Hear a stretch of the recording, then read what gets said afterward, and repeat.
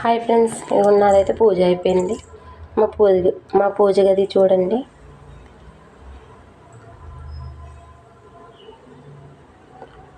ఈరోజు ఉమామహేశ్వరి గుడిలోని అమ్మవారికి పార్వతీదేవికి అభిషేకం చేయించుకోవడానికి వెళ్తున్నాను ఫ్రెండ్స్. నేనైతే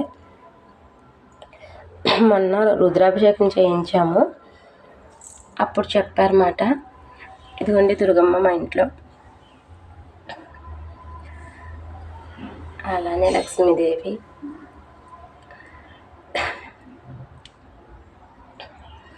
మా విజయవాడ కనకదుర్గమ్మ.